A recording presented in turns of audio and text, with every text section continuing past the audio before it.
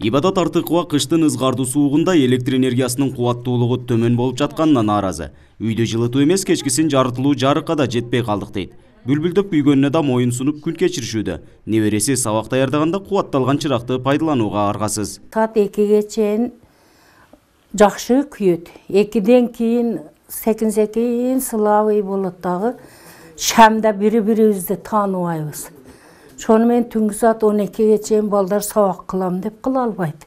Мына өргөндү зарядка толтуруп коебуз.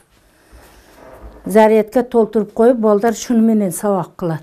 Ал эле эмес, электр энергиясы менен иштей турган турмуш тиричилик техникалары да бул убакытта колдонулбай калат.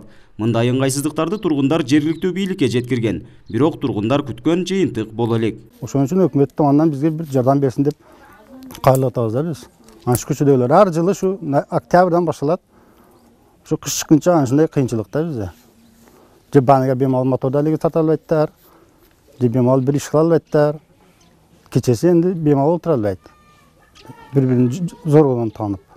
Жергиликтүү бийлик элдин бул көйгөйлөрү менен толук тааныш экенин айтып, замат деле аны чечип койгонго бюджети тартыш экенин билдирди. Учурунда тургундар турак жай салып жатканда бул талаптарды коюшкан эмес. Эми бардык маселелер жалгыз гана айыл өкмөтүнүн каражаты менен чечилмей болуп калды. Буга убакыт талап кылынат дейт Кара Бак айыл өкмөтүнүн башчысы. Азыркы күндө эгер ушул жерден жер берилет десең, светим да кереги жок, жолун кереги жок, эч нерсе кереги жок, мага жерди берсең болду дейт сразу эле.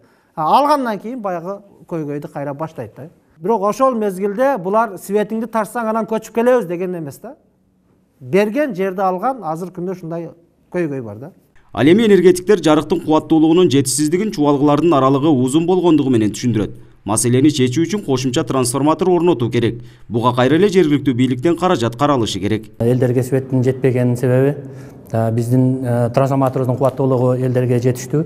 Бирок линиябыздын 4 линияларыбыздын узундугудан ошол жаңа айылдар курулган, бирок трансформаторлор курулбай, эски гараж 242 гараждагы трансформатордон колдонуп турат азыр бүгүнкү күндө.